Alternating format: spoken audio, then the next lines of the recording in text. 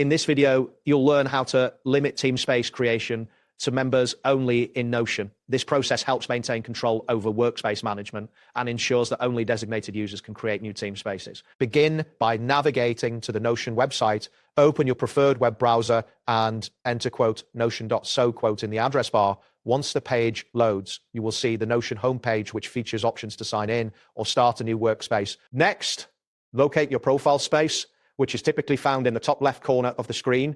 Click on your profile icon to reveal a drop-down menu. This menu will display options related to your account and workspaces, allowing you to access your settings. After that, select Settings from the drop-down menu.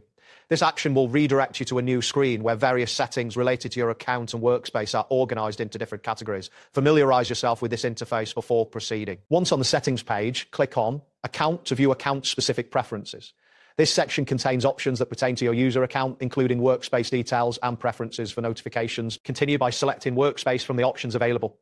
This will take you to the workspace settings, where you can manage configurations that affect all users within your workspace. Now, click on Team Spaces to access settings specifically related to team spaces within your workspace. This section allows you to manage and configure team space options, including creation permissions and member access. Next, click on Team Space Settings to open the configuration options for team spaces. Here you will find settings that control how team spaces are created and who can create them. Proceed by clicking on Limit Team Space Creation to only workspace owners. This option is crucial as it restricts team space creation to designated workspace owners, ensuring that only authorized users can initiate new team spaces. Then click on Only Allow Workspace Owners to Create Team Spaces. This confirmation step solidifies your previous choice and ensures that the settings are applied correctly. After that, click on Limit Team Space Creation to only workspace owners. This action will prompt a confirmation dialog where you will need to verify your decision before changes take effect. Finally, click on Confirm to apply the new settings.